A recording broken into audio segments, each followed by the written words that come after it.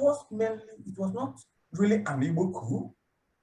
And let me tell you that, let me even take the North in particular. Nzogu carried out his coup successfully in the North. He killed Sarduana, and when he was going, out of the 29 non-commissioned officers that went to operation with him, only 4 were Igbo. The rest were Northerners. So it wasn't really the Nzogu that killed Sarduana. It was the Hausa. It was the Northerners themselves. Secondly, it was a national coup, well acclaimed, well greeted, well celebrated by everybody. The only problem that came up was the mismanagement of the coup in the southern part of Nigeria by Ifeanyi and co. Because I believe if the coup was executed well in the south, as Nzogu did his own, in the north, and Nwobosi did his own in the west, then it shouldn't have been described as an Igbo coup. Let's take, for instance, it was the only coup in the north that before a coup plotter surrendered, he had to sign agreement.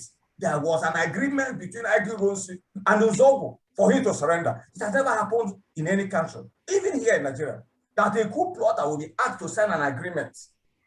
It was also celebrated in the north because the coup liberated the Northerners, especially the Middle Belters.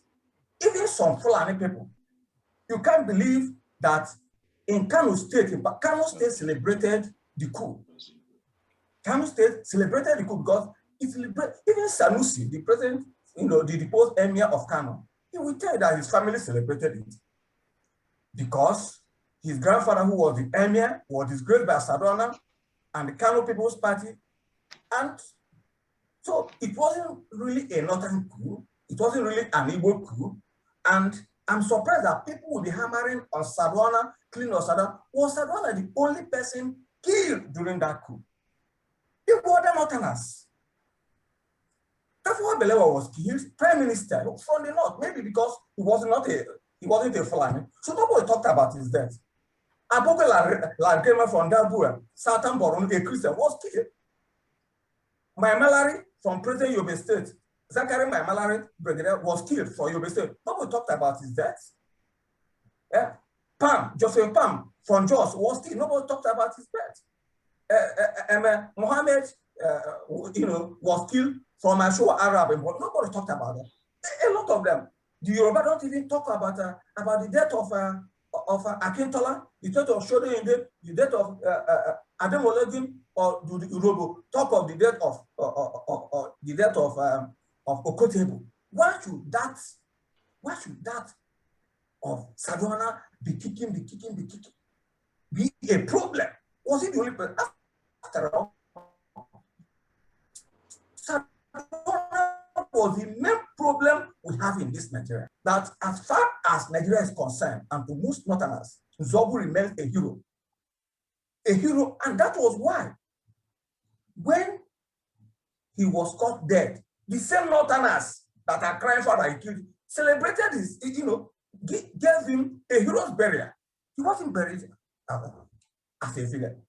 So the coup was never an Igbo coup, except that there was a mistake in the south, where Ifeanyi's mismanagement tried to give it Igbo coloration, especially for failing to execute, to kill those Igbo people who are supposed to be killed.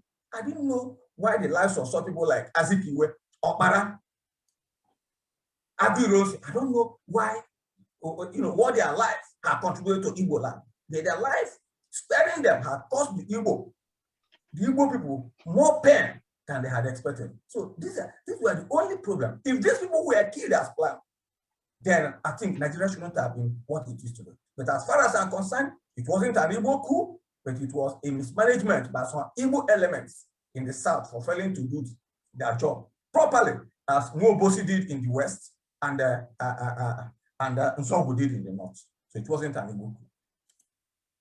All right. Who was the head of state during this coup, and what caused the coup and the massacre?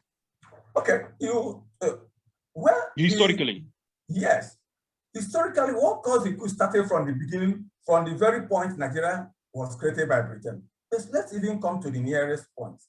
What started the coup was the West. Oftentimes, that's why I'm surprised people will be talking about Igbo. The Igbo have carried the brunt of most of the problems in Nigeria, yet they were not the cause. You think of the Just Riot of 1945, when the colonial masters suppressed its report. It was a quarrel between the Birom natives and the Hausa Fulani there, and the crisis, extended to the Igbo.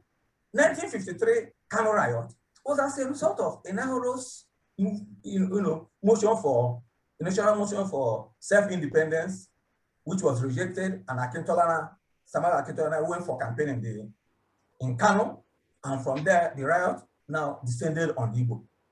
And the 1966 crisis started right from the Western region. Let me now tell you the genesis, which most people don't know.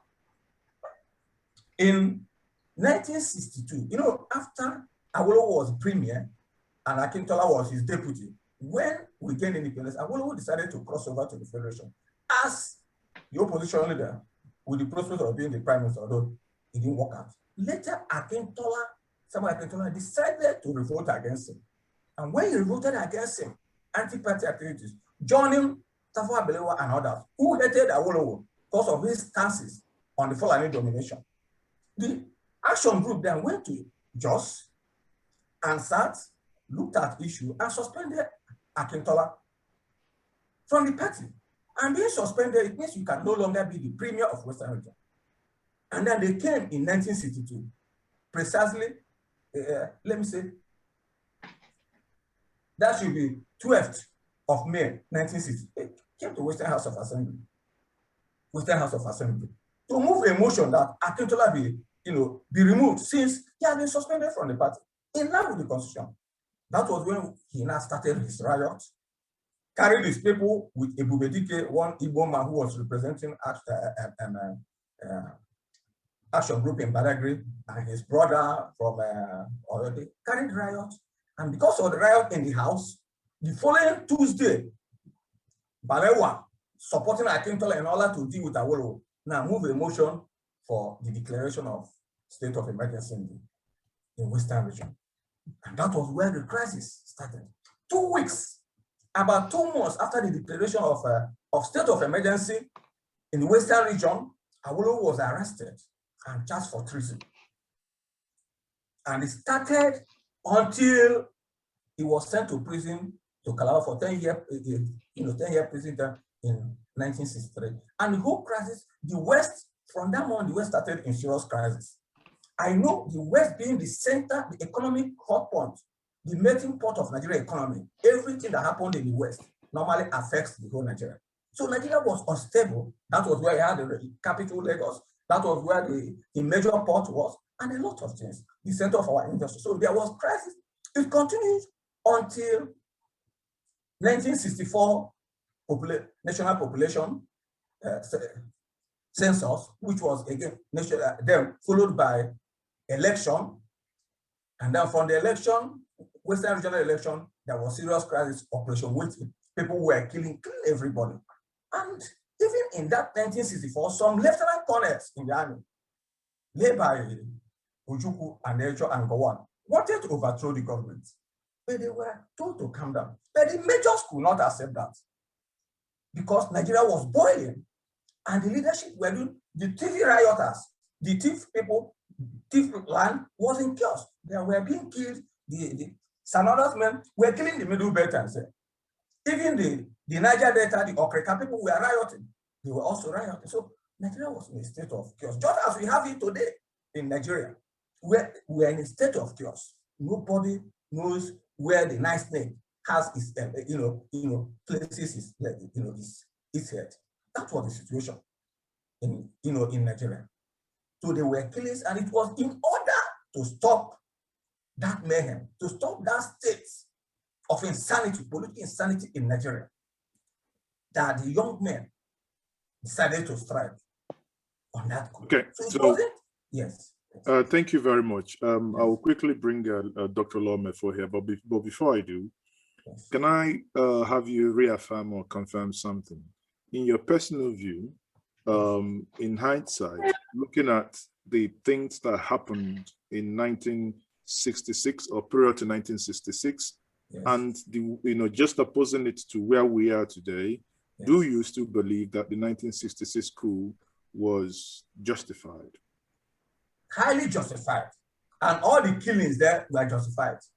All the killings that were carried out were justified, except that what was not justified was the non-killing of those who were supposed to be killed. Okay, thank you very much.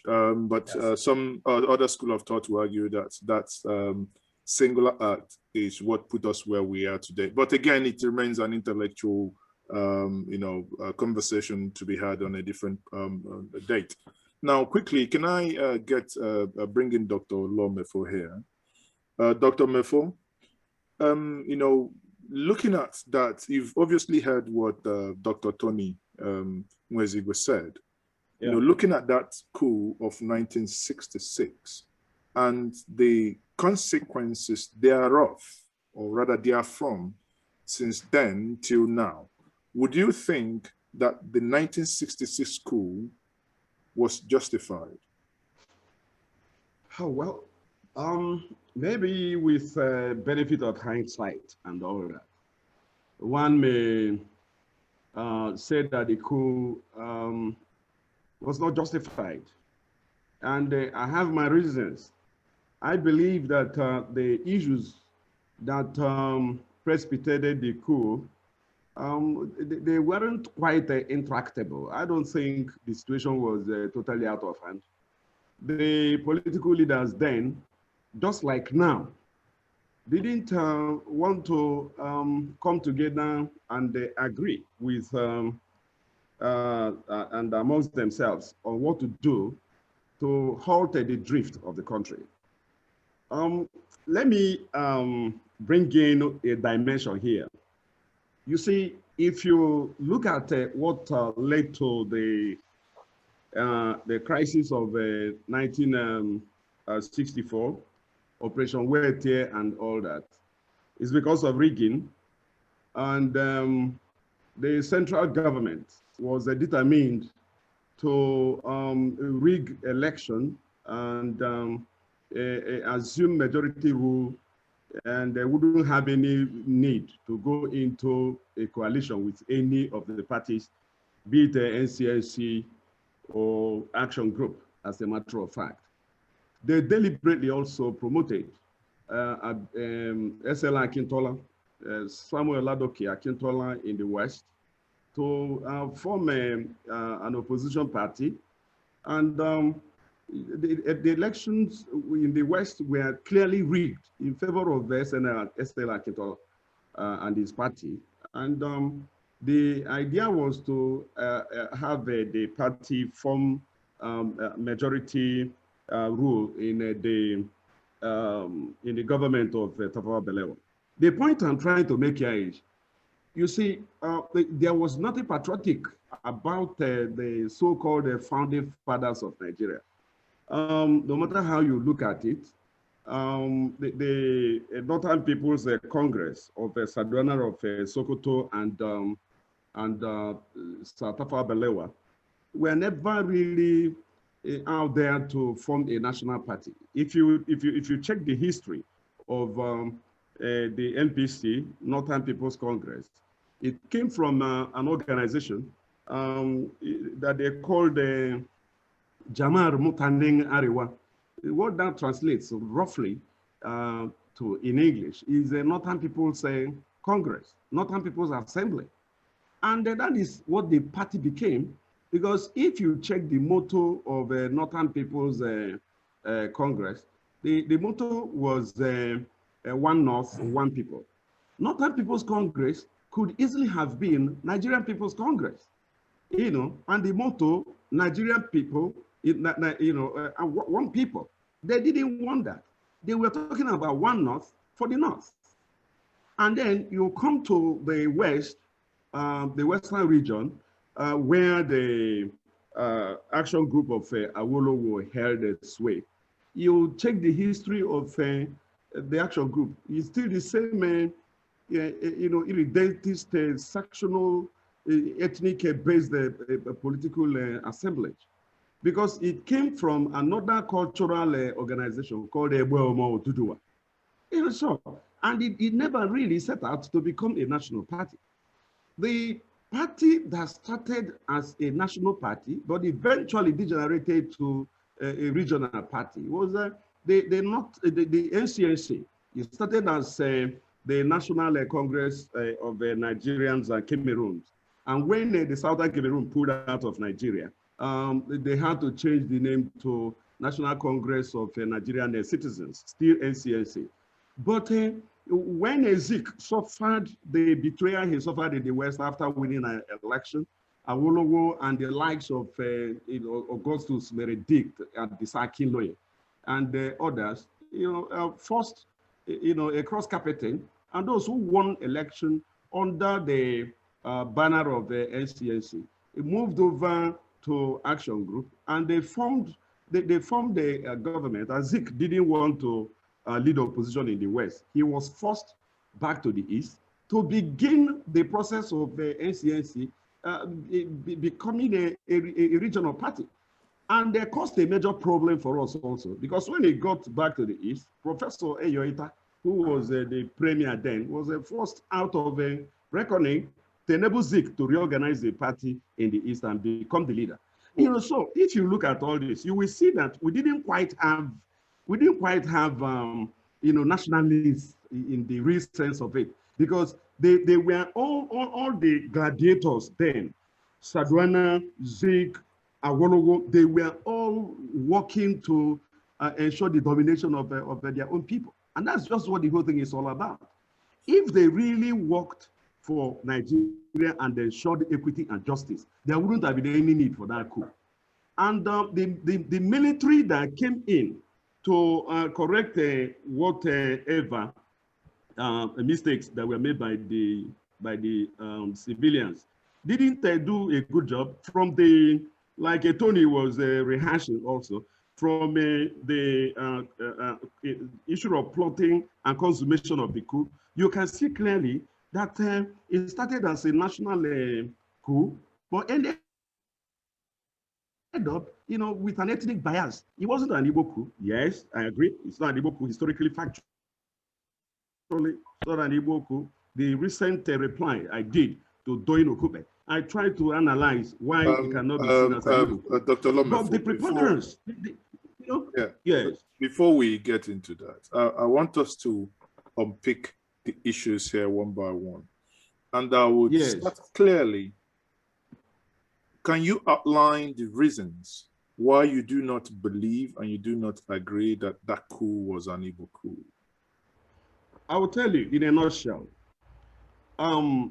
It naturally we would say the coup was organized by 5 majors. There were other people, even officers, who were involved, captains and so on and so forth, but 5 majors. Out of these 5 majors, you have Nzogu as the leader, presumably so, even though some historical accounts is putting the leadership, on somebody like Ifajuna. But we believe that Nzogu led the coup. Nzogu, if you look at the background of Nzogu, if you look, let me tell you, Nzogu was more of a northerner than an Igbo man. And I'll tell you why. He was born and bred in Kaduna. That's where he was brought up. His culture, his life, everything. In fact, his name was Chukwuma Kaduna Nzogu.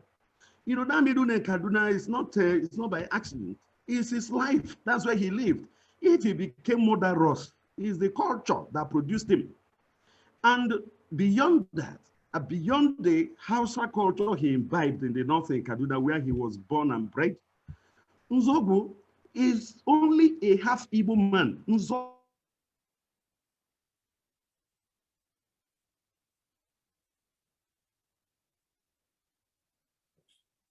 I think quickly, I think the internet is playing up, with Law Mefor there. Dr. Nwankwo, Tony Nwankwo here, you know, you heard what Mefor was about, you know, he was about London. His argument is that Nzogu was half Igbo in the real sense, that the mom was Tiv, that is what they call TV, from Benue State, and the dad, obviously, Igbo. So do you agree that Nzogu is half Igbo in that context? Well, you see, my friend Mefor, I will forgive him because of his intellectual background. He's not a historian. I don't think the courses related to training of psychologists in university also involve anthropology and related historical courses. That's why you should go that way. It's my very good friend. We struggle together at Abuja. But it's quite unfortunate for him to talk of half Igbo and half Yoruba. That's not, or half Igbo and half. There's nothing like that, half Igbo and half Yoruba. The Igbo descent system is patrilineal. And even if your mother comes from the moon, it is where your father belongs that you are. So it makes no sense when you talk about Nzogu being half Igbo and half Yoruba and half not. Well, and if again, you go, I mean, if you go that, there are some cases where people are matrilineal as well, where if you look at the former Ghanaian president, if I may use that example, his father is Scot, but his mother it's a Ghanaian. No, can I complete? Okay, sorry. Okay, so I think let me correct my thoughts. Let me correct that impression of Ghana. Tony, okay, hold on, Tony. Tony, please. Dr. Mefor is back now. Sorry, Mefor, can you go ahead? The onus of proof of my line of thought is entirely mine. And I do not need to hold a degree in history to understand the political history of Nigeria. And I know, because it is a verifiable fact, that Nzogu was born and bred in Kaduna. And that is why his middle name is Kaduna. That's the truth. I also know it's a historical fact that Nzogu's mother happened to be a thief. And one of the reasons he got into the coup was because of the problem his kinsmen from the maternal side were going through. You even mentioned it. And more importantly, one other major reason I want to insist that coup was not an Igbo coup. Major Adewale Adeyomoga is a Yoruba man. He died in 2007. The only surviving of those majors to the point he died. Nobody talks about him. If you say it was an Igbo coup, you know, how about him? That's the truth. You cannot remove him from the equation. And that is why we are saying the 5 majors, not the 4 majors, the 5 majors, one of them was a Yoruba. Okay. And finally also, you see, they never actually meant to carry out a coup that would favor anybody. It was an intervention in what they considered to be a national drift. They wanted to arrest a drift, to re-anchor the country and put it on an even keel. That, to me, to that extent, was patriotic. But if you check the later coups, like the coup organized by General Ibrahim Badamasi Babangida, it was bloodless. And I believe that coup could have succeeded without shedding blood. That's my position. And even the intervention in itself also, for me, was not, if you compare it to what is happening at the moment, it's not really warranted. And the man that took over, that benefited from the entire coup, should be the person to blame for the entire thing, and that is Major General Johnson Thomas Umunakwe Irunsi. He did not do what he should do in a military history, military process. If you carry out mutiny, as much as mutiny, my brother, the price for that is death. So I personally do not only hold this fact sacred because it is self-evident, I also blame Irunsi for failing to try Nzogu and co and shooting them. And if I have my way today, Nzogu and the other 4 majors should be posthumously tried. Dr. Yes, so it will be Lome, on record Dr. Lome, that they carried out treason, and the price for treason is death. They ought to have died. That's the truth. Dr. Lome, that's my position. we are, you know, because this is about history and unpicking history here. Yes. If we actually look into that, you know, just opposing the time, you know, to today, it wasn't easy for the then head of state also not to. I mean, we should also put that into historical context, because remember, even in the North, people saw Nzogu at that time as hero before the narrative eventually changed. So it wasn't easy to actually kill a man whom many people considered a hero. So, you know, I think that's one thing that we should actually take into consideration, that yes, why blaming them, but it wasn't easy. But one thing that I want to, before we move to the main meat of this, I'll bring my brother Paul Njoku back shortly, is to also consider, we've basically looked at that coup. Question remains, that coup, was it even necessary at all? You know, looking at all we know today, looking at even the position, if we want to play the ethnic card, knowing exactly where the Igbos were in 1960 to 1964, was that coup in any way, shape, or form even necessary? I want Dr. Nwankwo, please, 1 minute, and Lome for 1 minute, then we'll move to the next question. Thank you. Let me start. My brother Mefor is trying to confuse history because he said history is not necessary. We are talking about history. I need a professional to tell you the nitty-gritty of history. Listen, I don't know how much he has read about the history of Nigeria, and he knows I'm an authority in that area. We are talking about in the West. If you have read Professor J.P. Clark's Calabash, poem on Calabash, you understand what I'm talking about. Operation Weti. There was crisis in the West. There was crisis everywhere, and Nigeria was in disarray. And let me, in 1964, after the election, Dr. Nwaezeigwe refused to appoint Tafawa Balewa Prime Minister. Refused to appoint him after they had won the election.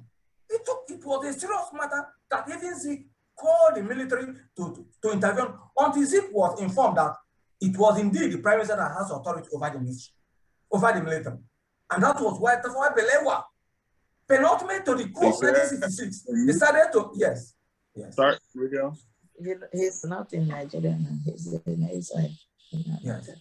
Yes, decided. Yeah, please.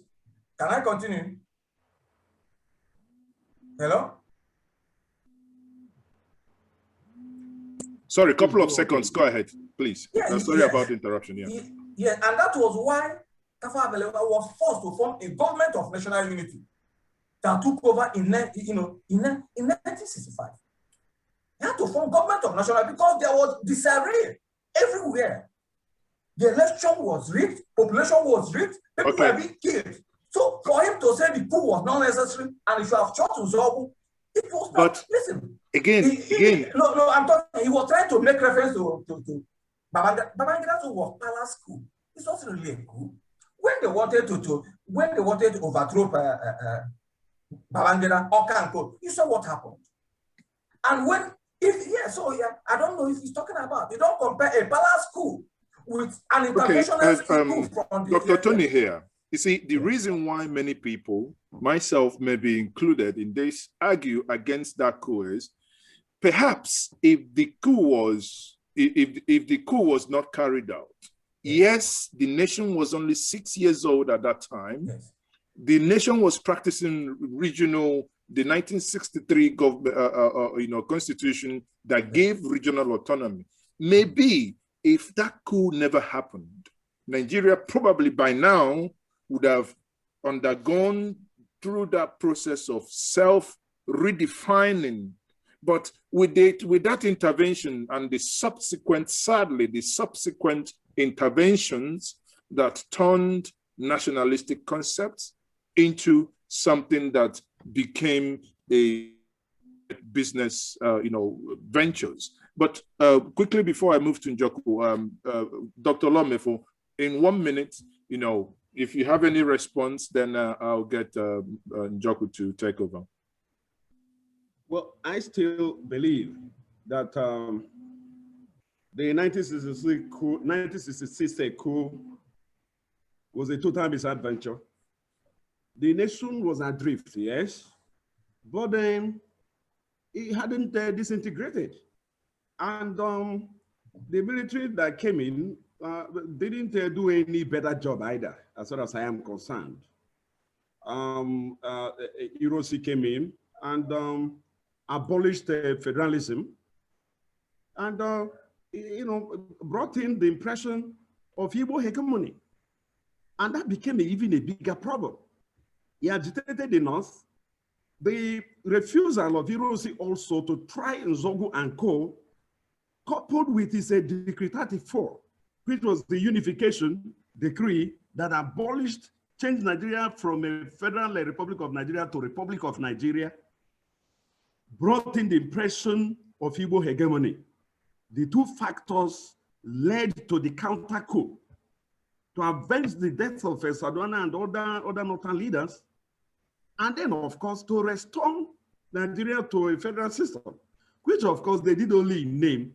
They inherited the unification of Nigeria, you know, and just added federalism, because till today, Nigeria has become far more unitary than federal.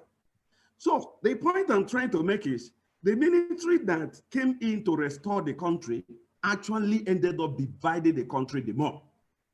Starting from Hiroshi that abolished federalism in Nigeria, Gowon that perfected it, till this moment, till the 1999 constitution, which is even worse than it has produced a Nigerian president that is worse than a military president. Because you have a unitary system where you have 68 clauses in the federal list and only 16 on the concurrent list, making Nigeria far more unitary in history than federal.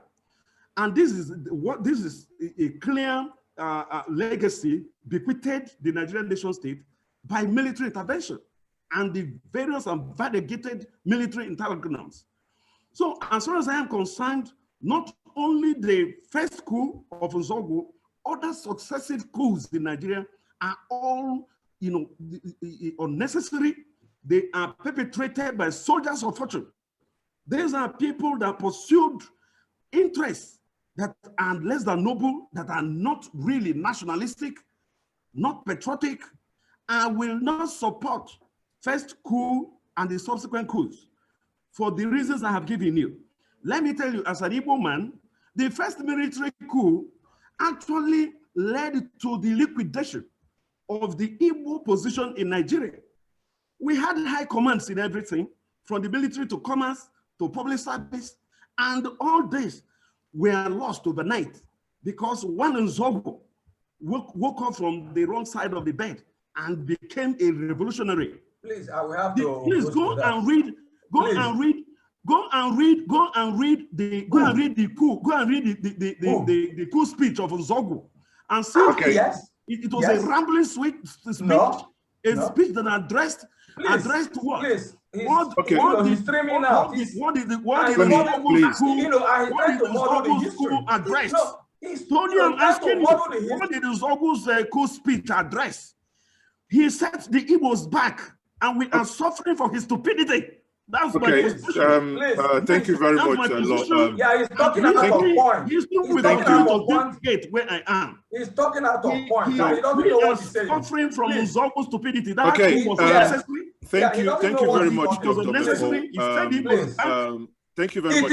It is those people. Please, those people. Yes. Is it? Tony, I'll mute you, please. It is a little bit not right when someone is making intervention for you to unmute and interject, please. Yeah, because you are giving him. Please, you are giving.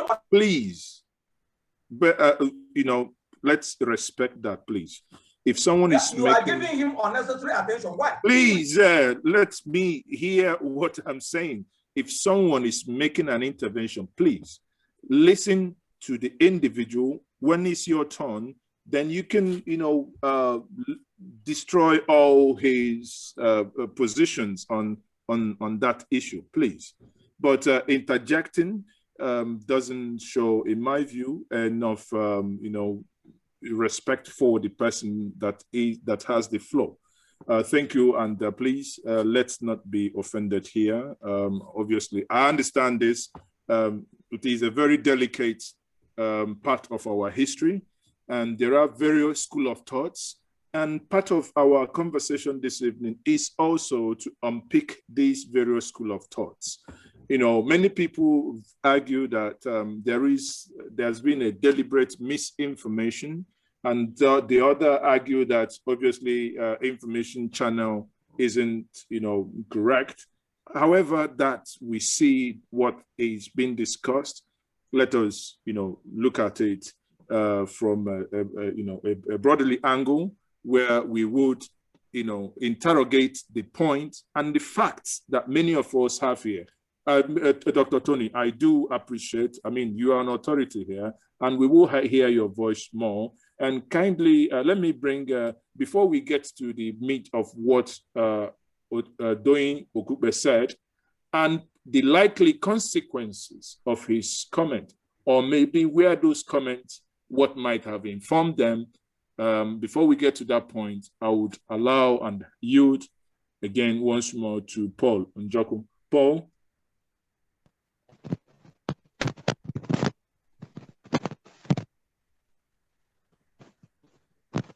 Paul, we cannot hear you. I think your headset is messing up. We cannot hear you, Paul. Can you now? Yes, we can. All right. I want to use this opportunity to appeal to our special guests, our guest speakers, that this is a rather examination of intellectual conscience, to unveil the hidden, speculations of what happened in 1966. I want to ask this question before we go into the main crux of this Zoom meeting to Dr. Doyin. I want to ask Doc, what makes you think that Igbos are not responsible or to be held responsible for that coup? That's to Dr. Tony, right? Dr. Tony, you can unmute yourself. Yeah, Dr. Tony.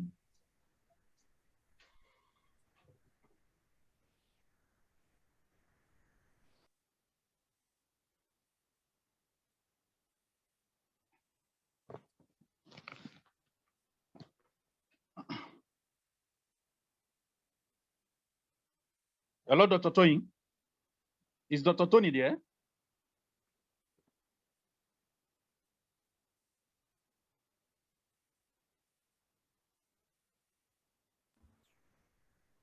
Maybe he dropped off.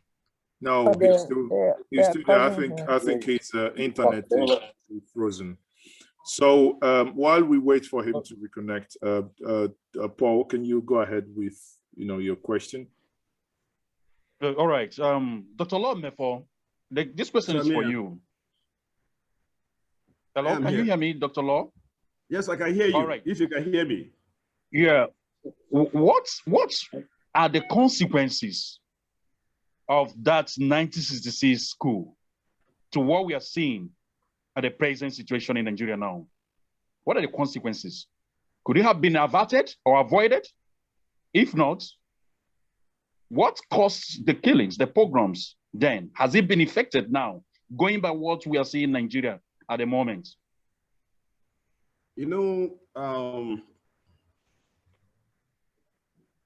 I need to be brutally frank. I don't know how to decorate words to make them sweet. I don't have that time, to be honest with you. Nigeria, amalgamation of Nigeria from foundation was faulty. If you want to bring North and South Nigeria together, only true federalism can hold them.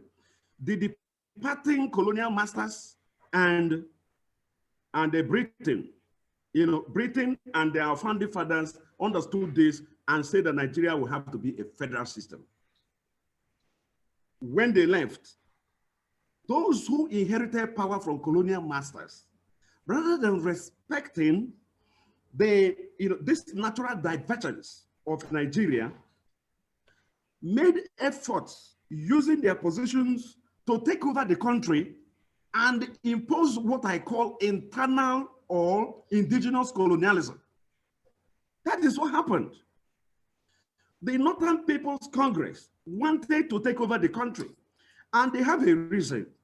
They wanted to remain in power as the only way they can take care of themselves in terms of being in charge of sharing of national achievements.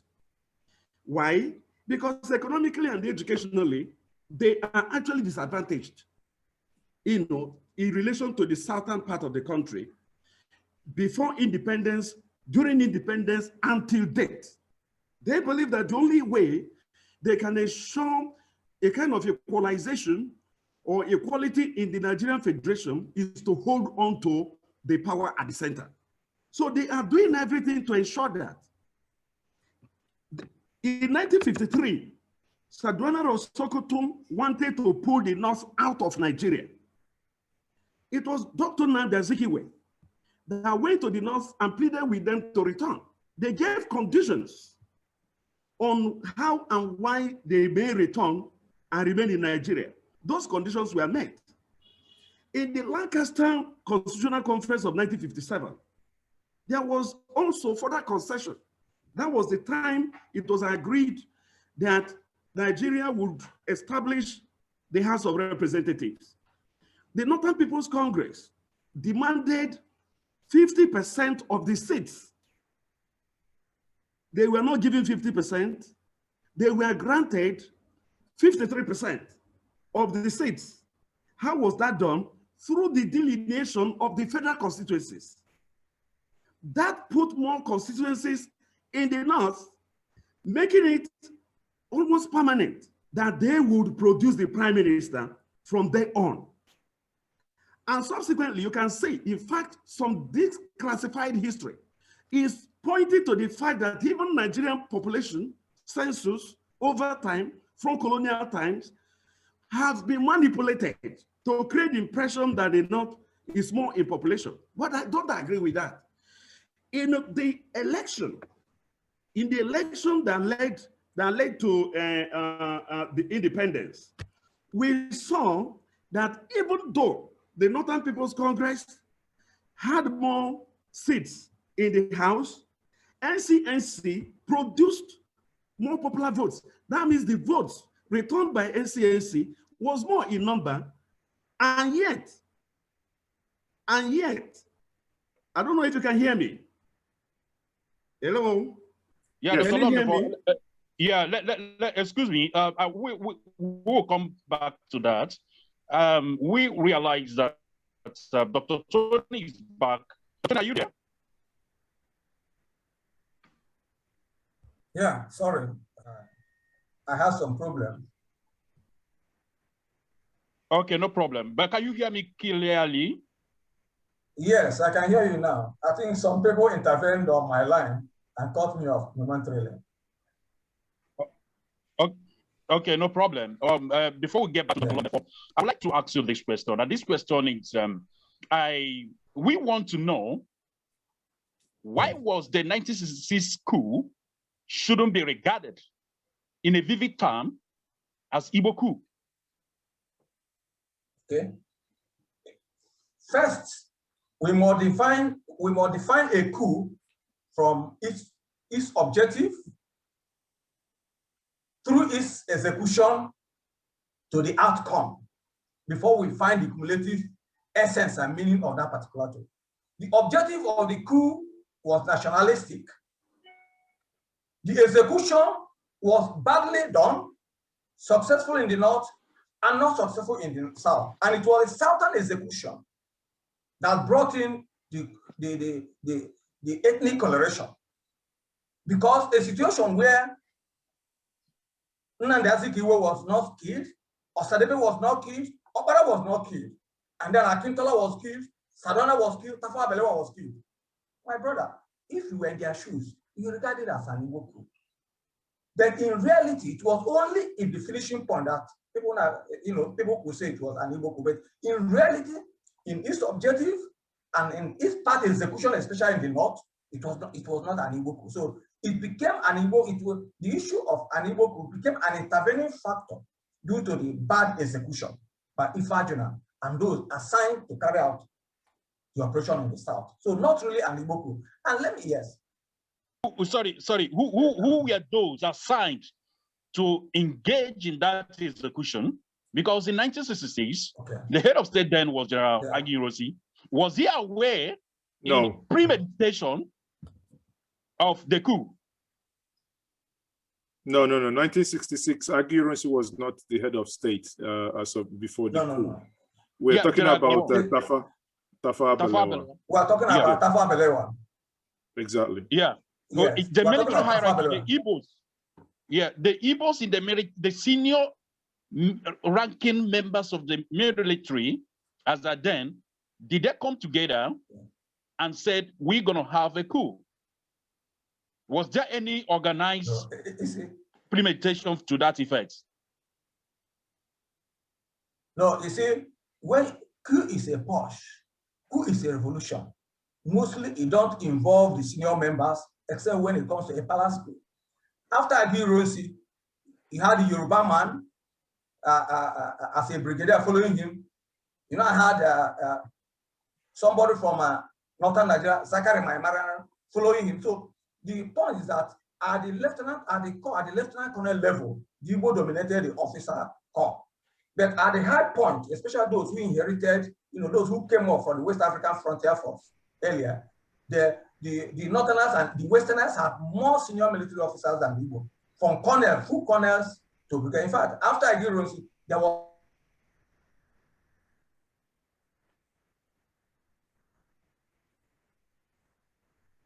no planning a coup is a closet matter. It's a two-edged sword. If you are informed and you don't join, you'll be eliminated. And you fail to report, and the coup fails, you are also going to be eliminated. And justification for coup, it's not, there's no question of moral judgment in operation of coups. It is a question of the winner is the judge. For example, if Babangida has lost a coup, he should become a villain. If Buhari has lost his coup, he should become a villain. If Oka had won his coup, he should become a hero. If Nika had won his coup, he should become a hero. So the moral judgment in coup plot is only defined by the victor, by those who operated successful coup. Those who were unfortunate to have failed become the villains. That's the issue of history. And that was the situation with the case of Nzogo. And as I stated earlier, Mefor also said it, but he refused to talk about the execution of the coup in the south, only to find post invective on Nzogo. And my other brother, the other brother talked about patrilineal, matrilineal descent. I am conversant with the areas of Ghana, ethnic groups in Ghana. The Ewe, from where Rollins' mother came from, do not even practice matrilineal. They practice patrilineal like Igbo. The only people who practice patrilineal in Igbo land are the Ohofia urban group. And it's even my patrilineal, because you still go by your father's name. So the issue of Nzogo's mother coming from even the moon does not betray the fact that Nzogo was an Igbo man and not a half Igbo man. It's just like some people trying to pour invective on Ikemwachuku because his mother was a Fulani. It's no longer a Fulani. Well, it is wrong. Mefor cannot tell me if his mother comes from Newi and his father comes from Nobi, that is now half Nobi. Okay. It's impossible. All right. Sir, with all due respect, let's go to the next segment of the program. I would like to invite my co-host to take a look about Dr. Doyin Okupe's outburst, talking about the end of Igbo presidency, and that the nations would not forgive the Igbos because of that coup, that led to the death of Ahmadu Bello. Okay, thank you very much, Paul there. I think let's come down to the meat of the conversation this evening. We have read over the weekend where Doyin Okupe, who was former, was it essay to the former president, Goodluck Jonathan, also to General Olusegun Obasanjo. Now, he, in his tweet and his Facebook post, where he says that the Igbos, in order to even begin to look at the 2023 presidency, should kind of, I don't know what I would say, apology for, or rather that if others have forgiven them for their role in that coup. Now, looking at it politically, I want us to put our political cap here. And that's where I would love my brother, Dr. Mefor, to first have a shot at this. 2 minutes, please. What do you think, by the virtue of that tweet and that statement by Doyin, a man who ought to know, a man who says he's going to contest for presidency of this country, that if he doesn't stop Boko Haram in 2 years, he should be stoned, right? That's what he said.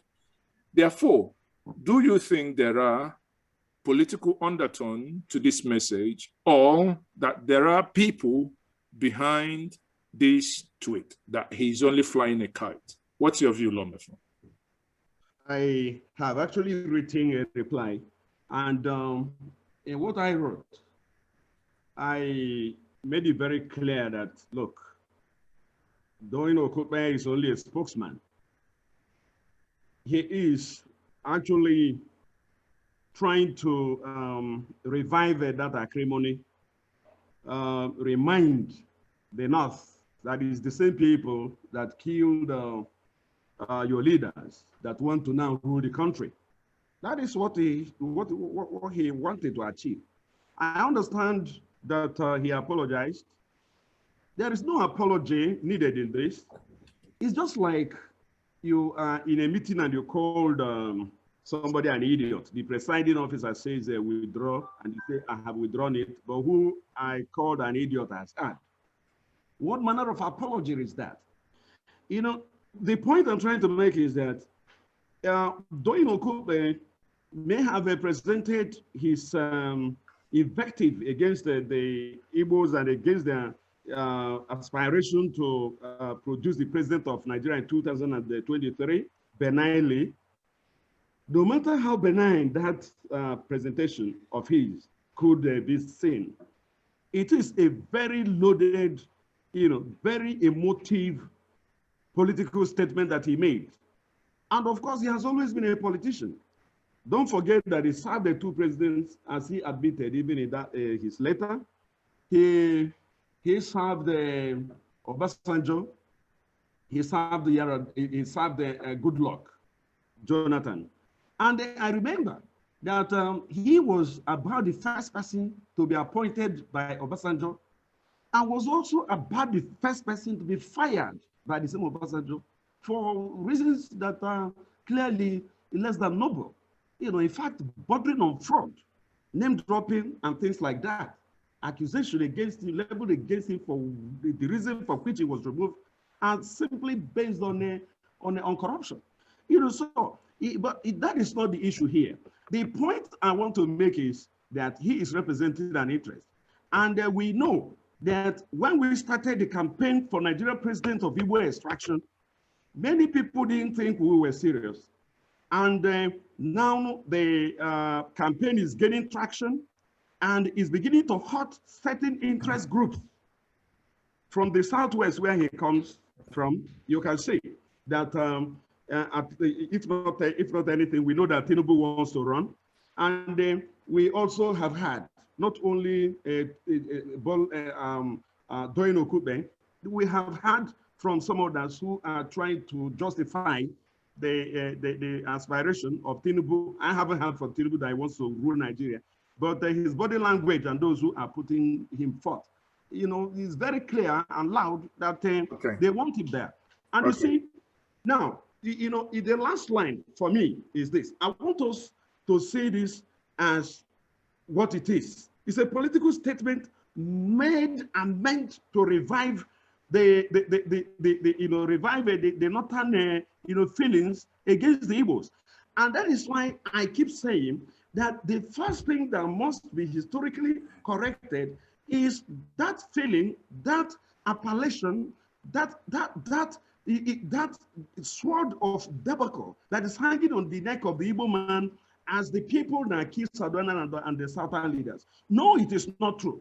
And that is why I keep saying that, look, Nzogu, who led the coup, should not even be, I'm not saying Nzogu was not an Igbo man. He was an Igbo man, but we didn't train him, we didn't breed him, did not breed him.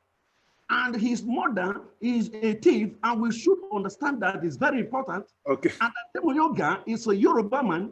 So why should these two men who played very central role in the coup not be put into full consideration before the Igbos are meant to be where they can? Yeah, thank you very much. Going to the north to apologize to anybody because we didn't plan any coup. There is no place in history where it can be said that the Igbo leaders agreed that there will be a coup. They didn't inspire any coup.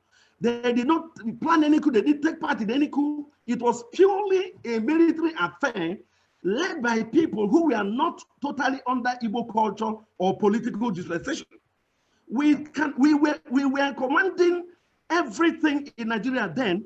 It would amount to rascality, if not idiocy, for an Igbo man to pull us out of in fact, like the Igbos were holding at least 50% of all the commanding heights in Nigeria. Yeah, thank you. We have to inspire a coup to gain what? Thank you very much, Mefor. I think that's a very fine place to leave it. Quickly. We need to correct this. It has to be corrected before any progress can be made. Sure.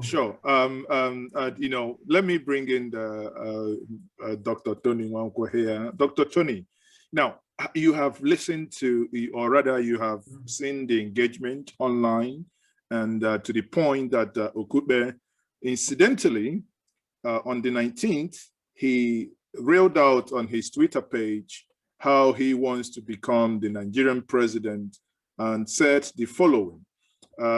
If I quickly can share my screen so that it's not only my conversation, that it becomes something that all of us could also see with me quickly. So here am I. If you can see my screen here, you can see on the 19th of March, Okupe said, Presidency 2023, I will be one-term president by the grace of God.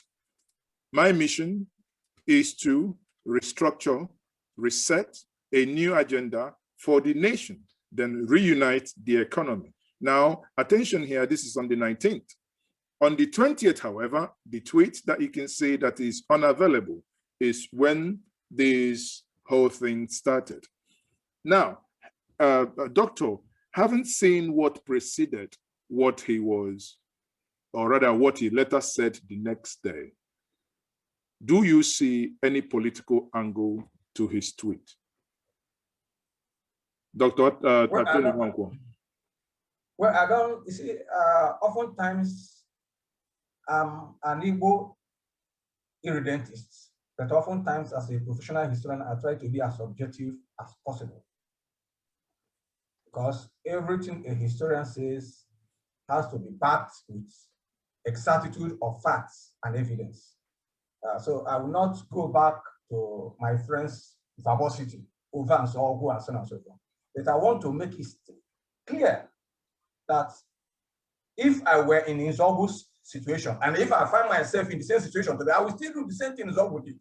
And I will not regret it. Because he did what he was supposed to do. Even when you were in control. Second, even when you're in control, you have to be in control to do such things. Simple. So let me not go into that detail, because people say somebody who was not there when the corpse was buried will always try to zoom in from the legs.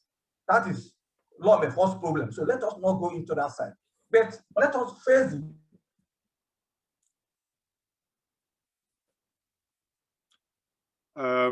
Have we? Business, politics. Okay. Yes, yes, yes. So it's not the way people read Doyin Okupe's work. You know, his statement that I will see it politically or whatever. So may I know how you, may I know as a historian, may I know how you have viewed Okupe's tweet? Maybe that will give me a slight better insight. Yeah, first of all, I will see for he's a medical doctor. But he's never practiced in so many years. Well, he's a medical doctor. That's all I know. So you can understand what I mean when I say that he suffers from acute political psychopathy. And what I mean by that is a mental defect that criminal, that makes a man to lose, characterized by a loss of moral judgment, and tends to criminalize that person's vision of the reality of the moment. That is his position. And going to is even the least person to come and talk against Igbo or talk about president. This is somebody whose son is a professed homosexual. And he came out to defend his son. This is the kind of person who will come to tell us that I want to be president. And that was why I said I'm even more qualified than him. But I take solace in the fact in dealing with people that in my study of Yoruba land, at least most Yoruba people who know me know that I'm Awoist to the core. Yeah. I divided the Yoruba group into two. You have the progressive Awoists, and I have the Afonja Gambaris. The Afonja Gambaris are those who always look towards the north as their source of political power. While the progressive Awoists are those who look inwardly for the progress of Nigeria and progress of the Yoruba land. And these are the people I align with. Doyin Okupe belongs to that group. First, he's bereft of the historical knowledge of the coup. He's bereft of the geographical knowledge of Nigeria. He's bereft of the ethnic congruity of the Nigerian nation. Let's even start with the word North. He said, if you go to who are the North? Who are the Northerners? What constitutes Northern Nigeria? Can you define Middle Belt? Not the same Middle Belt people that led, the same Middle Belt that followed Nzobo out of 29 non-commissioned officers that went to Nzobo to execute the operation in Sarduana's house. Only 4 were Igbo. The rest were Northerners and Middle Belters. Do you define them enough? So who will apologize for who? So we have to define this for who. Then if you're talking of apology for the killing of Sarduana, who will apologize for the killing of Okotebo? Who will apologize for the killing of even killing of Ahmadu Bello? Are these people not human people? Were they not human beings? And who will apologize for the killing of the Igbo people in 1953, in 1945, and the pogrom? So Doyin Okupe, he just find a way. There's what we call sensational, sensational criminality. Sensational criminality. It tries to create a sensational situation, an unpopular popularity, by creating, sensational situation to attract attention, when he knows that coming out personally by his own personal division, he will not fit to that position. It's just like a tortoise that wants to make, to make impact in the water. It come up. Let me tell you a story. A tortoise was going to fight an elephant. And a tortoise told the elephant, wait a little bit before we fight. He was tearing the bush around. They said, tortoise, why are you tearing the bush? He said, so that when people pass, they will say, this was where elephant killed tortoise. Tortoise actually struggled. So tortoise did all these things before the elephant died. He was actually a strong man. That was what this man was. Okay. It's not important. He's an inconsequential politician. Yes, he only rose. He started his political escapade failure just as a National Public Secretary of National Republican Convention. That was where he came in. And then they picked him up. We come to Nigeria where political leaders emerge accidentally whenever they have the privilege or opportunity of being appointed to a political position. Automatically, it's everywhere, both in Igbo land, both in Europe, both everywhere. Once you are made a commissioner, or you are made an advisor to a governor, to the president, automatically assume the political leader of your people, an opinion model. That is the situation. So, as far as I'm concerned, He's there serving the work of the Gambaris. It's just a spoiler. You know that within the community of Yoruba nation, he's not a matter he cannot be recognized. And coming out to now climb on the back of the Igbo, the back of killing of Sarduana, was to curry a favor, an unfruitful favor that will never come to, because the Yoruba people have never benefited from the House of Land, apart from Obasanjo. I said it earlier in my writings that those with Afonja spirit will always fail. I started from Afonja when he voted against the Alafin, and then with the help of Fulani Alimi, he was killed. He was killed by Alimi, and they took over his Ilorin kingdom. And then Akintola came. He was also Ariana Kakanfo. Akintola, he joined Sarduana to form an NDDC or whatever. And then at the end of the day, he met his catastrophic fall. Adiola, the same thing, also came as Ariana Kakanfo and decided also to join the Gambaris. And saw how he ended. And here is Tinubu towing the same line. And we're watching how Tinubu is going down. So that is how okay. Doyin Okupe will go down in history. That's as far as I'm concerned.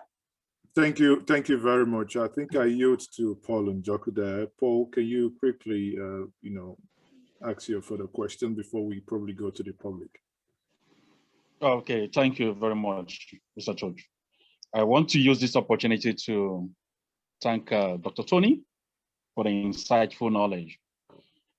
This question goes to Dr. Mefor. Doc, please, do you think that the outburst by Dr. Okupe can influence some of other ethnic nationalities against the Igbos?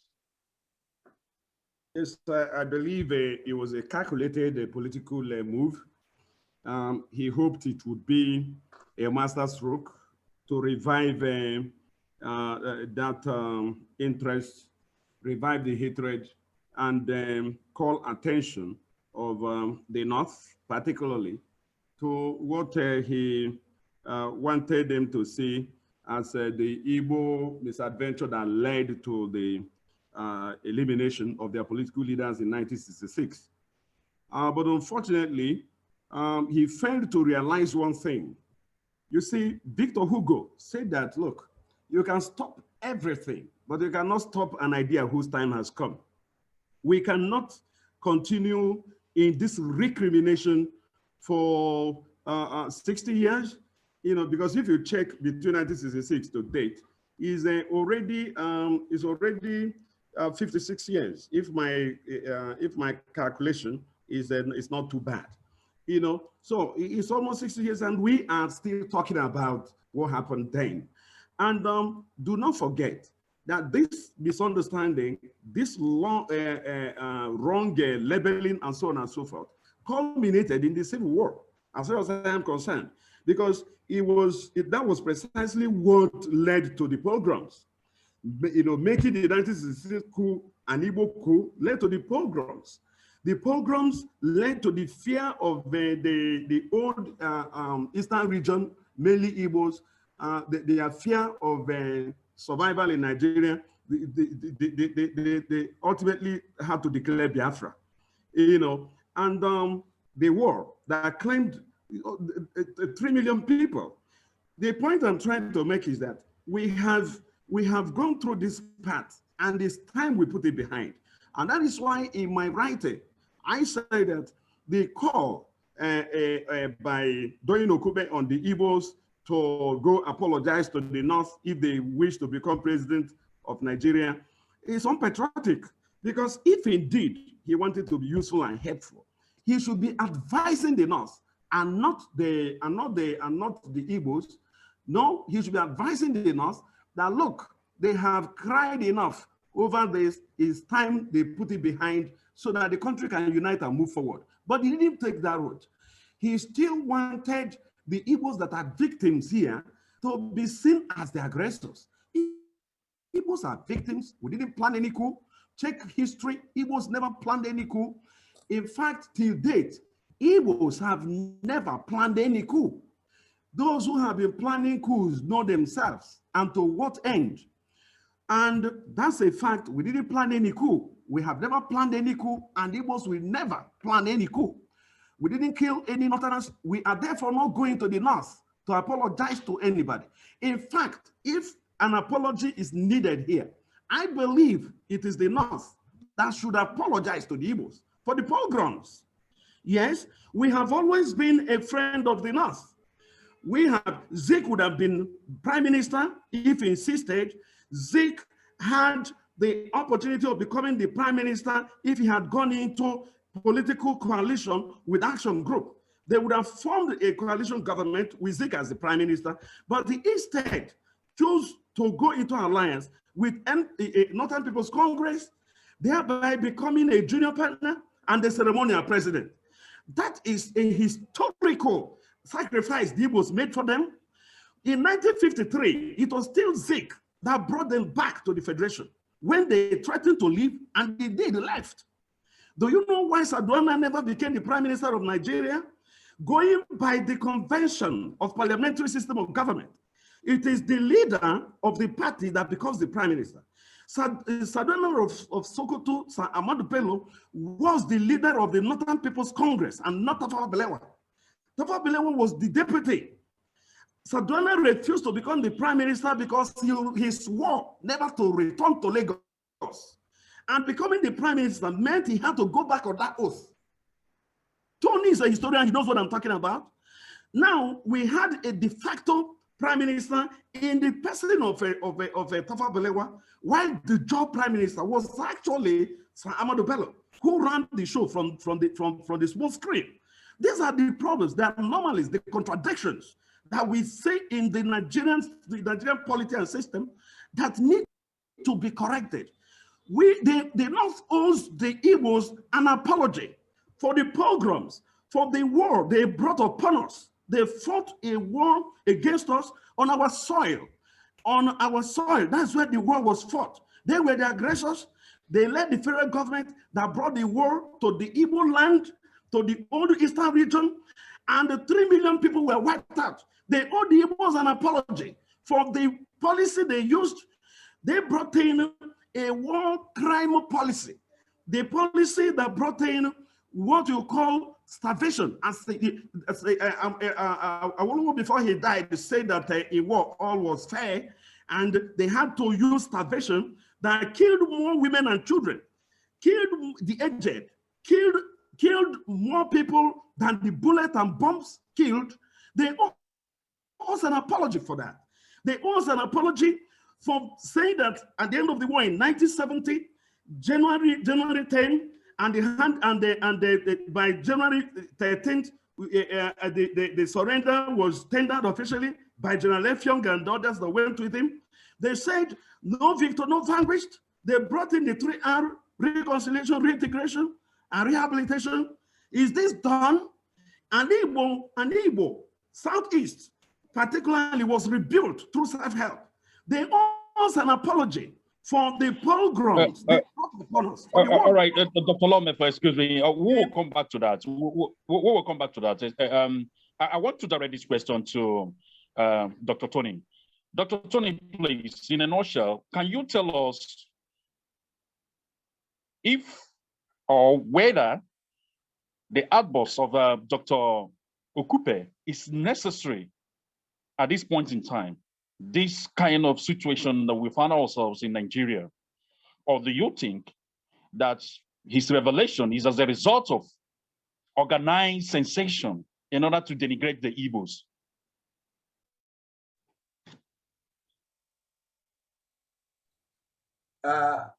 That is the point I made when I tried to categorize the Yoruba group into two. If you see what is happening in Ilorin now, the hijab crisis is part of that conduit of conflict by that guy, Gambari problem. If you get what the Olu of Iwo Kingdom is also doing, is part of that string of Afonja, Gambari strategy. The point is that at this state we are, reasonable people like us are not even talking about presidency. Because the situation in Nigeria now can never breed free and fair election. It can never. The crisis situation can never be. So some of us are more concerned about bringing back stability in Nigeria than running for election. It cannot, and under this situation, no election. People coming to election, they have not even addressed the multiple problems that came out from the last election. Like small children of 5, 4, and primary school children voting, they've not addressed them. And the crisis there, and people are talking about. So the situation, we have problem, insecurity problem. The Boko Haram and ISIS group are there fighting. The herdsmen have invaded the whole north, killing people, kidnapping people.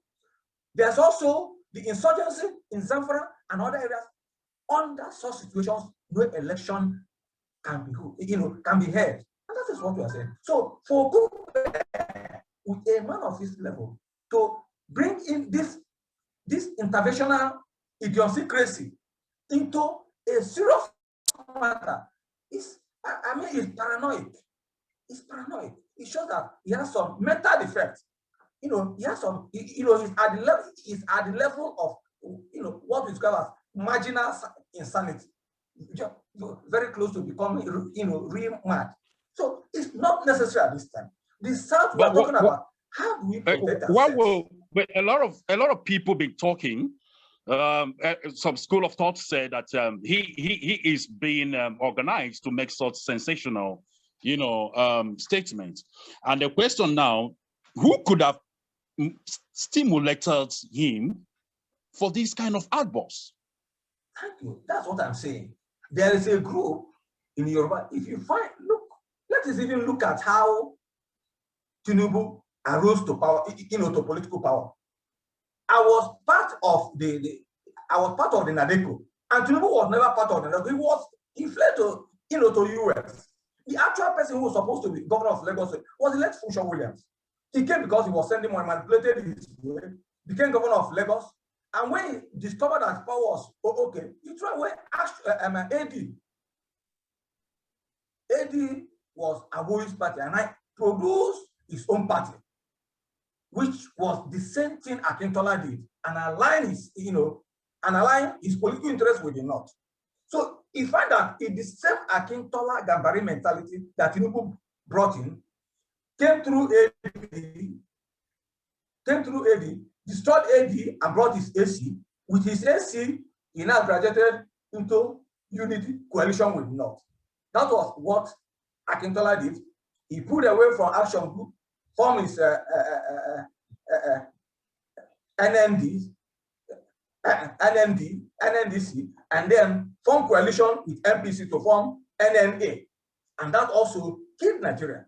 And now you can also see how Tinubu have pulled out from Action Group, formed his AC, Action Group, which is Aboi's party, pulled out, formed his Action Congress of Nigeria, aligned with his Gambari truth, and you can now see how that coalition is destroying Nigeria. The same thing Akintola did with Sarduana of Sokoto. That is just the situation. And Okupe is working, is within the rails, is working in tandem with this people. He's an agent. He's an agent of these people. And as a political jobber, sorry, agent of which people? Agent of which people? Sorry, agent of which people? He's agent of the Gambari Afonja group led by Tinubu in Yoruba land. He's an agent. He's a political jobber. He has no job now. His medical profession is not working effectively. And no political job. So he has to eat. And for you to eat, you have to need a job. And that's why he has no intention of becoming president, because he will never even win in Ogun State. Much more the whole Yoruba land. But he has to do it because he needed money. And Tinubu is the person sponsoring him. And the only people standing against Tinubu now, the question of Igbo Presidency, which has some moral justification. And Tinubu has no moral justification to say he wants to be president. And now, to make sure that the people are put back, they brought the issue, they now told him to go ahead and raise the issue of Sarduana. But the issue is, Sarduana was a Fulani man. Can the Fulani make somebody a president? He cannot. The Fulani people cannot make people president. They only become president, they only hold their power Tony, may I quickly interject? Yes, because they try to disorganize. Yes. Tony, Dr. Tony here. Do Sir? you actually believe also that, you know, that these comments that he made could be more slightly deeper than what we can all see? Yeah, it is river. It's part of a long-term strategy. You see, in a place, if an elder is causing trouble, I know it's a danger to you. What you do is that to send one of your kids or one of the bad boys there to go and insult the elder in the meeting. So that was what he did. So they meaning, used him.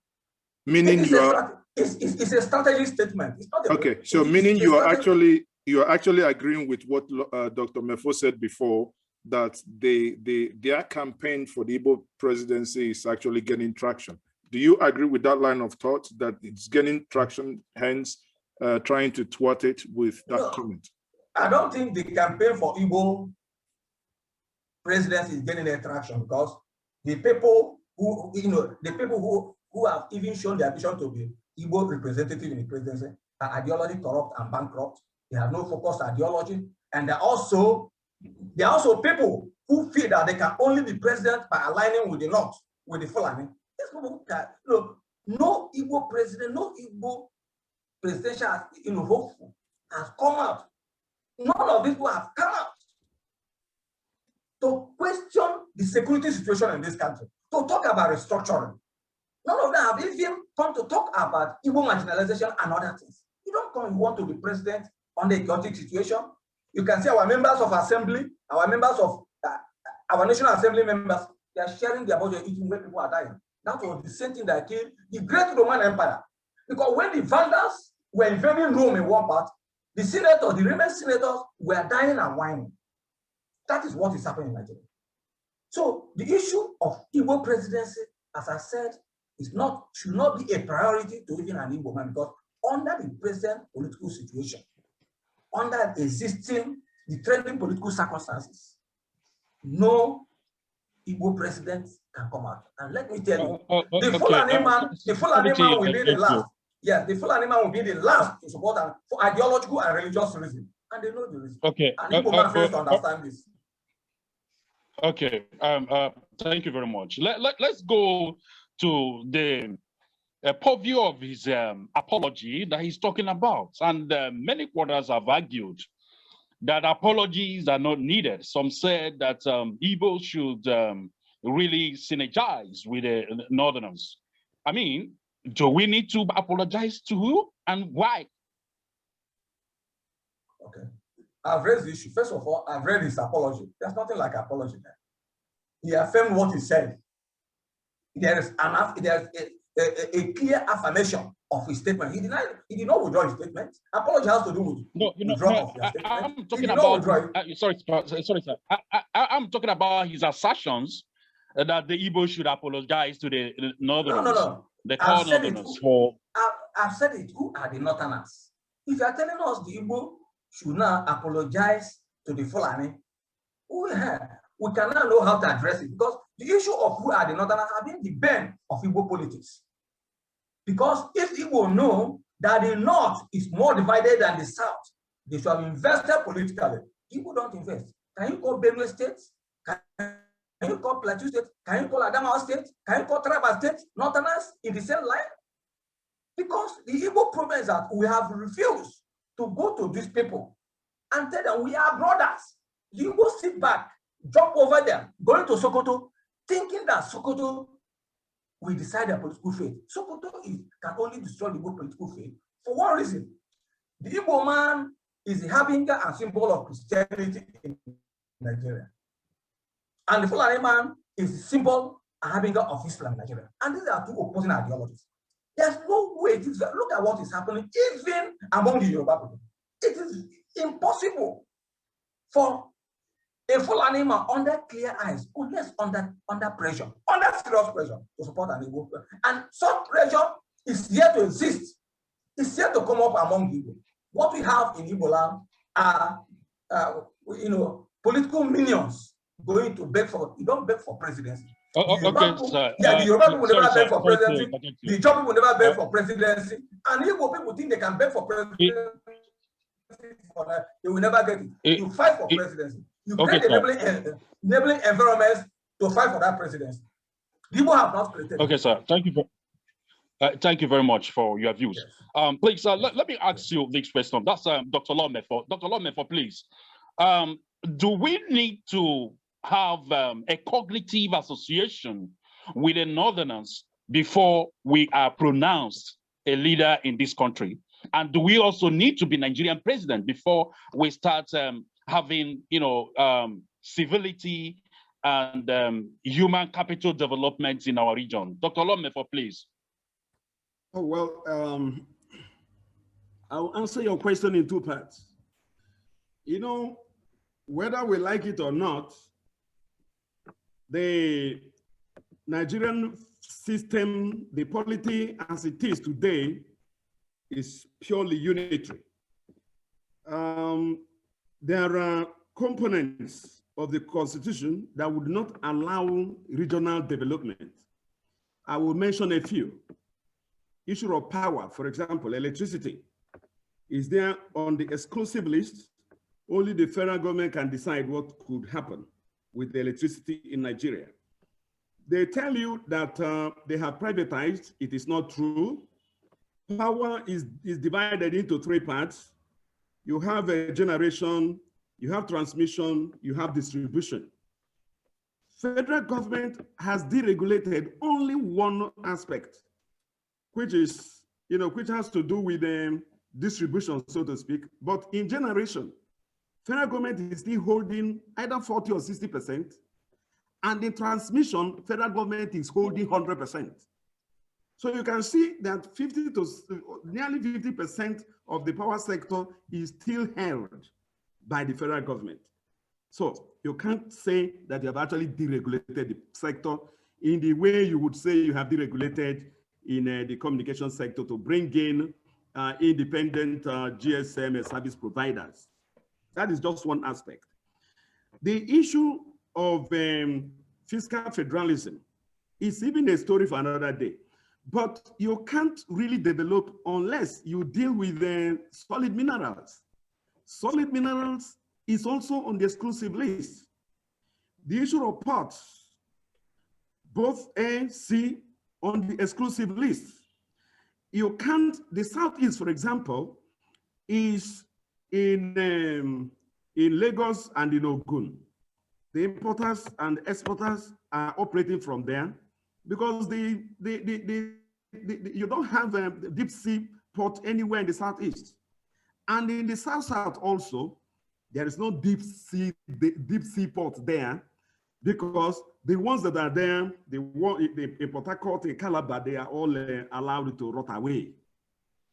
You are now compelled to operate anything that has to do with seaports from Lagos.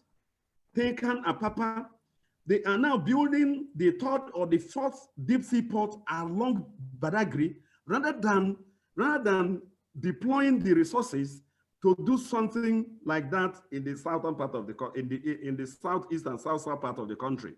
Now, railway also, you can see the politics with railway. You cannot do regional integration economically without access to the sea, without access to power, without being in control of your security. Issue of state police is still in the hands of the federal government.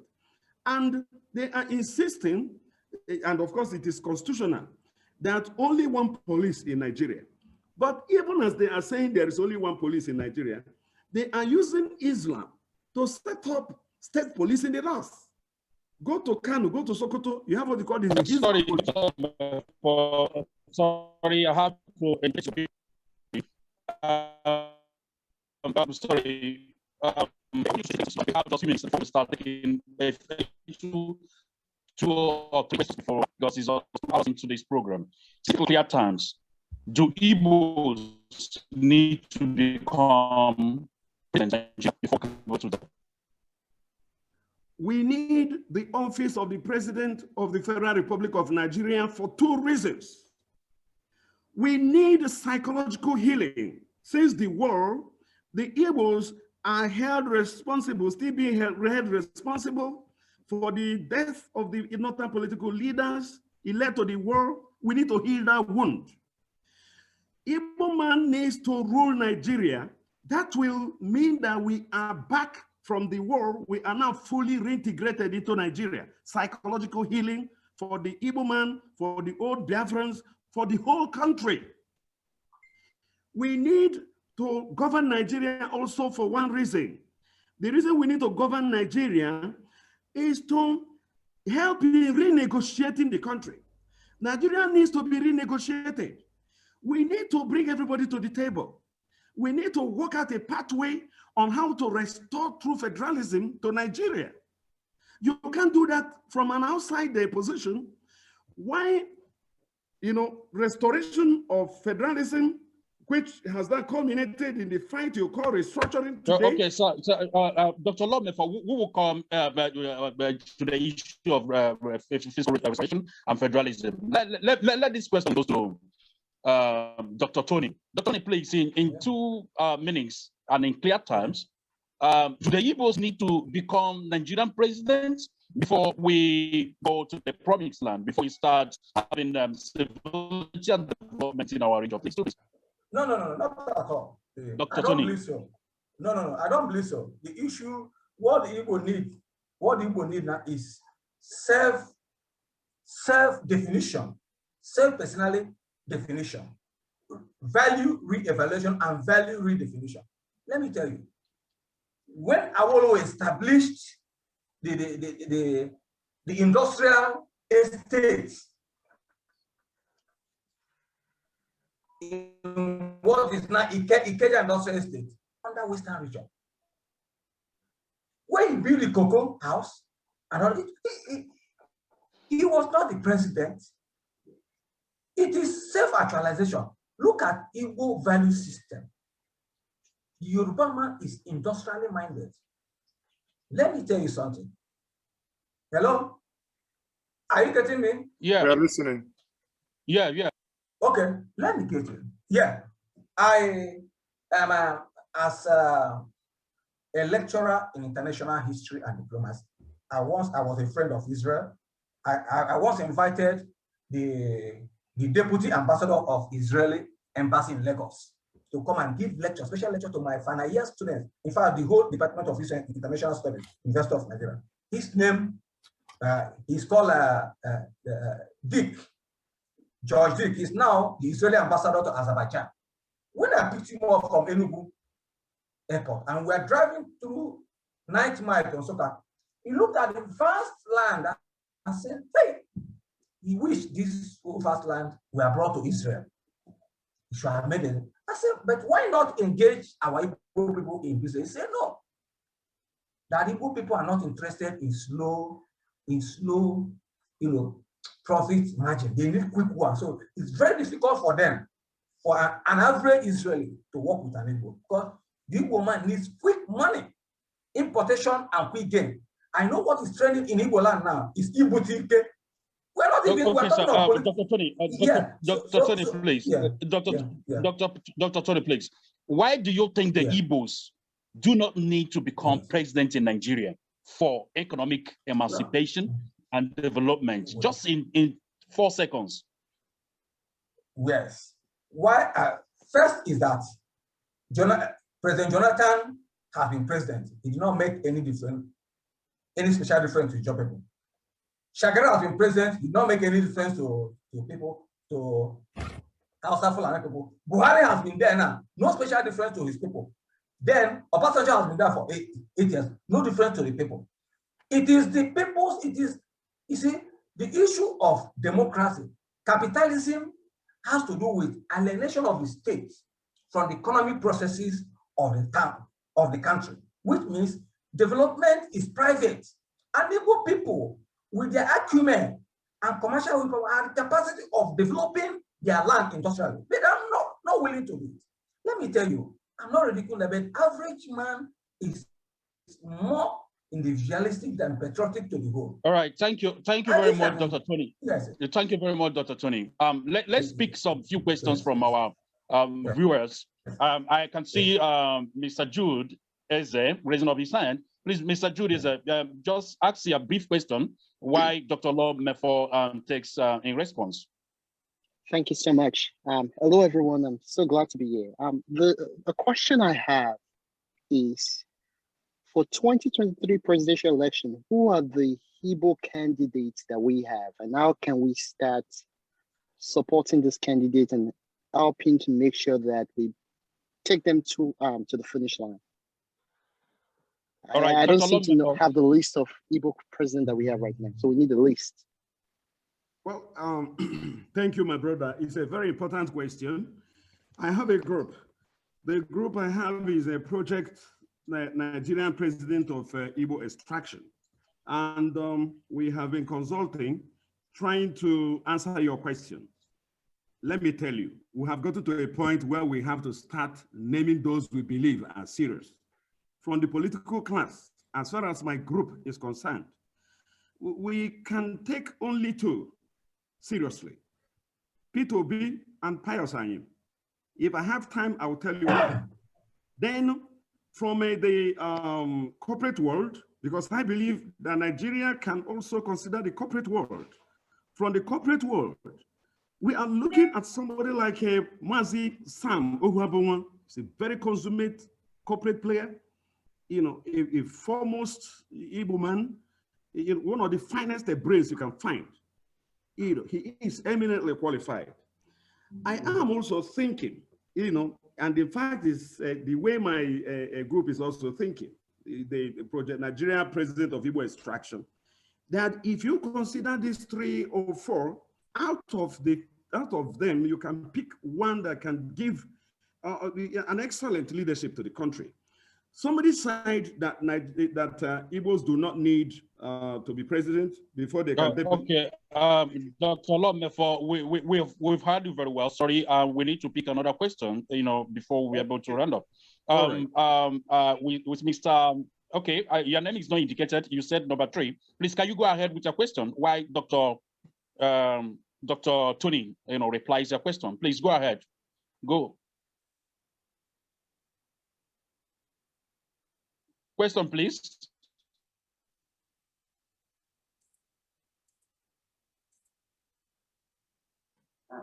Okay.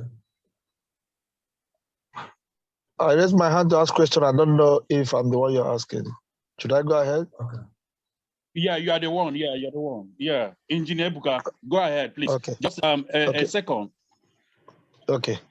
I'm asking a question that borders on. We are 2 years to election. 2 years to a serious election that protects to the future of people of Nigeria. And many voices are asking, will Igbo people, Igbo presidency solve the problem of Nigeria, or would it be that restructuring? So my question is, the Igbo elites, what are we doing to define our position? Because from all angles, one group is saying Igbo presidency, the other is saying restructuring. And from the look of things, we are not united on our position, not on the basis of unity at large. So what are the Igbo elites doing to bring Igbo vision, project, decision as a single purpose, as a single goal? Is it restructuring we want, or is it Igbo presidency? That is my question. Okay. Please reply to this question, please. Okay. Both of them are necessary. Are necessary to the Igbo, but one is more important to the Igbo because it is like sitting in a chair and the chair has no leg. You have to fix the leg first. Otherwise, you know, if the chair is faulty and you decide to sit on the seat, it will collapse. And so Nigeria is like a seat with a faulty leg.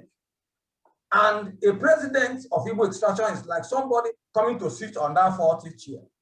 We have to put the chair in order before we come in. And I'm sorry for Mefor, my brother, Dr. Mefor, mentioning those two names. Like, okay, Owabunwa has not actually tendered himself. But I know that both P2B, yes, I know that both P2B and Anyim Palos Anyim are politically unstable and are politically bankrupt to lead the Igbo nation. Anyim Palos Anyim was secretary to the federal government of Nigeria. And yet the Enugu Onitsha road was never constructed. He should tell us what he has done for the Igbo man for him to now come and say he wants to be president. Religious discourse between Anglicans and Roman Catholics. And so these are the people, they lack the quality of universal leadership to represent the Igbo people. When the time comes, I believe that more qualified Igbo people will come out. And it's not those who start dancing that actually end up as the bear dancers. The point is that when the bear comes out, and we don't need politically bankrupt people, we need neutral people who are focused, patriotically, who put the Igbo interest in their life and not take politics as part of business. These are people who take politics as part of business. Easy to build their business empire. That is what Igbo do. I want to ask Okwadiki Igbo, Dr. Chukwuemeka, who happens to be my godfather. I asked him, why is there throughout the year, 8 years, 6 years of Jonathan's regime, when the Igbo elsewhere, but even under Tafawa Balewa, Igbo never controlled the influence they controlled under President Jonathan. Why is it that Enugu Onitsha road, up to this moment was not? Nobody told me. All right. Okay. Thank you very much. Thank you very much, Dr. Tony. Yes. Thank you very much, Dr. Tony. Let's listen from Mr. Marcel Ngobi here. Please ask your question, and your question will be responded by Dr. Mefor. 2 seconds, please. Okay, thank you. I just want to understand, in 1999, the two dominant political parties came together and they zoned their presidency to the Southwest. And then Jonathan emerged by a consensus by political parties that says, okay, due to some reasons that should happen. Since 1960, or from when that war happened up to now, is it not time for Igbos to be shown that they are ready to be integrated into Nigeria? Let us forget about competency or who is. Buhari is not the most competent person from the north. Neither is Yar'Adua, neither is Obasanjo. None of them. When you're talking about competency, none of those people are the most competent. If you subject Nigerian presidency to say open, let people come and compete and do in interview, none of those presidents that emerge will ever be a Nigerian president. So my question is it time Nigeria, is it too much for Nigeria to give the Igbos a chance to get them back into the country and give them a feeling of belonging? Is it too hard to reintegrate Igbos into Nigeria? And then if you are not ready to reintegrate them, can you allow them go? I mean, if you don't want me, don't want me. If you want me, you want me. So let us just make this point clear. Thank you. Dr. Mefor, please answer the question, please.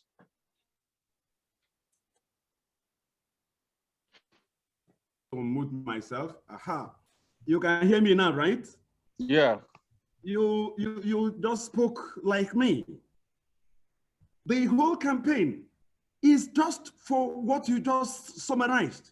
You summarized our campaign. It is time the Igbo man is allowed to govern Nigeria.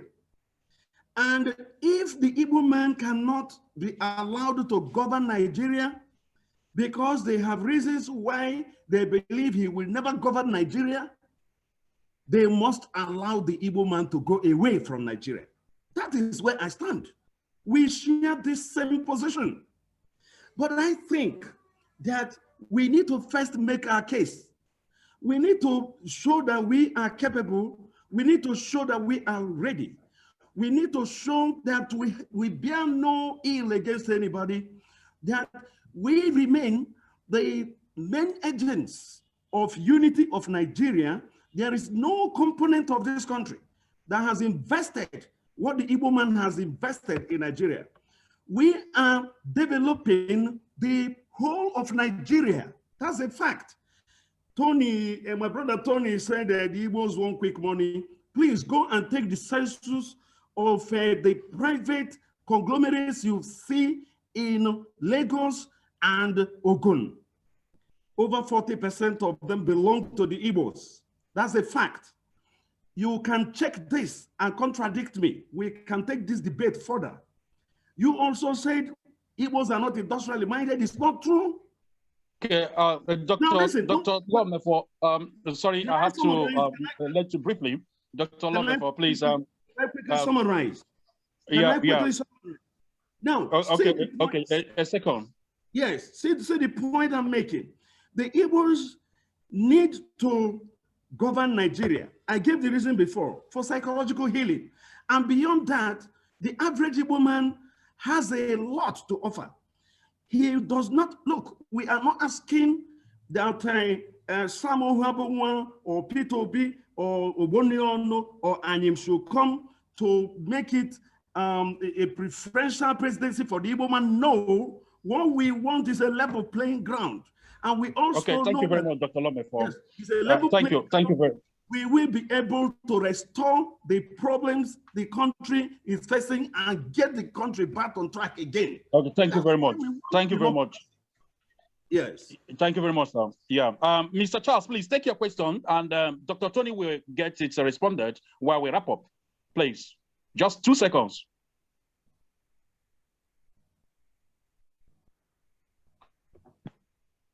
Let him mute himself. He's here to mute himself.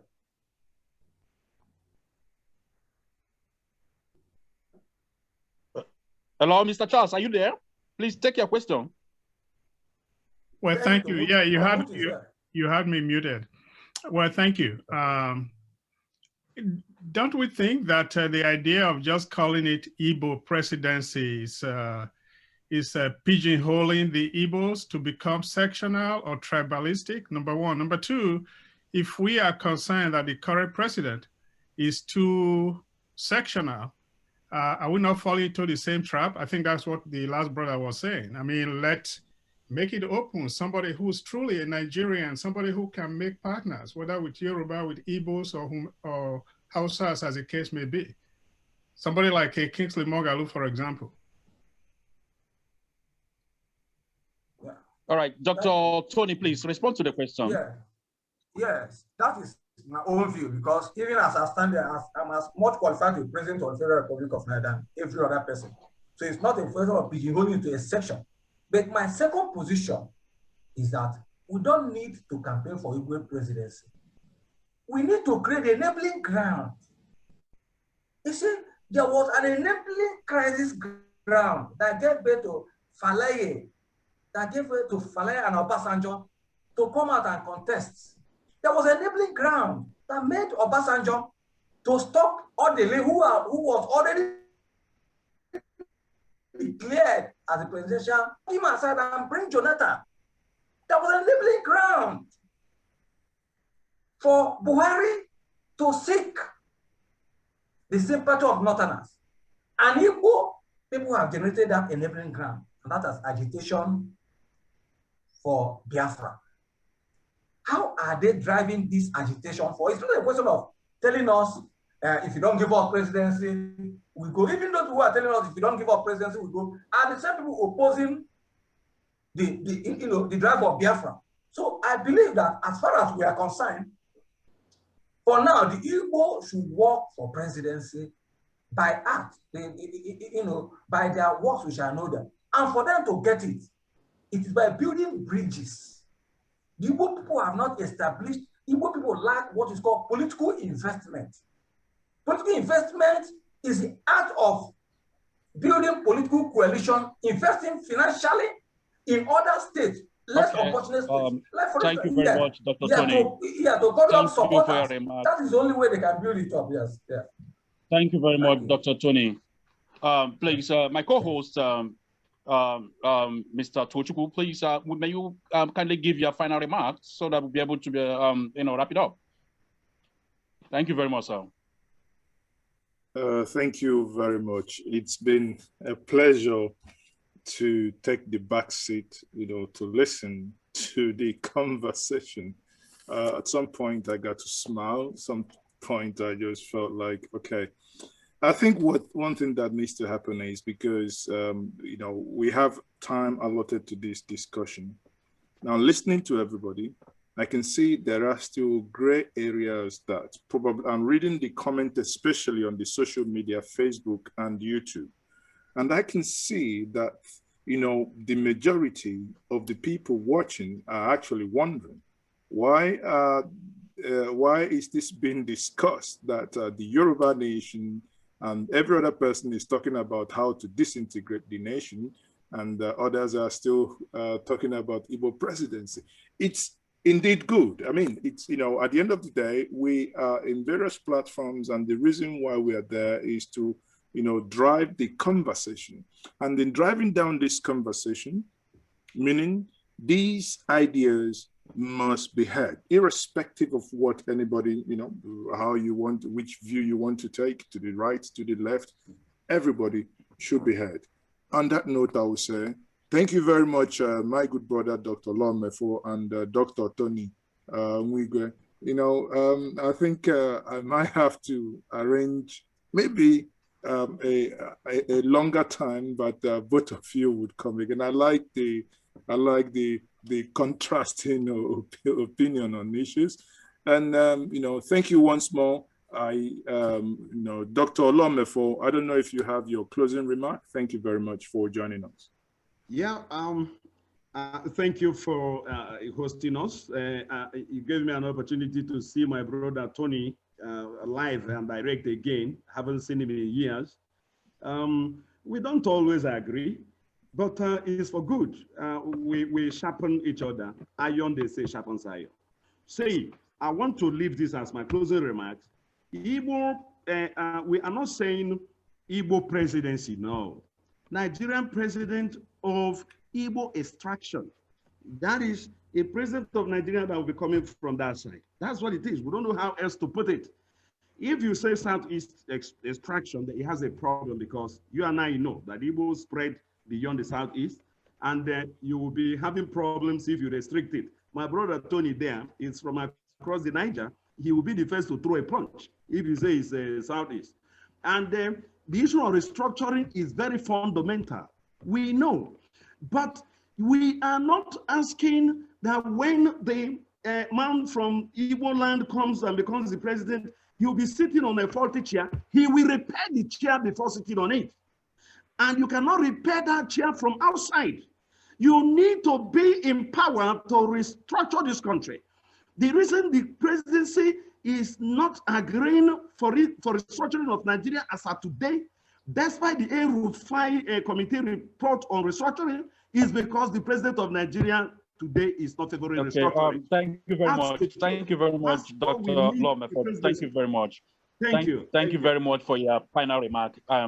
Ladies and gentlemen, we call it a quit at this point in time. We thank you very much for making this a wonderful outing. Our special guests, as we all said, Dr.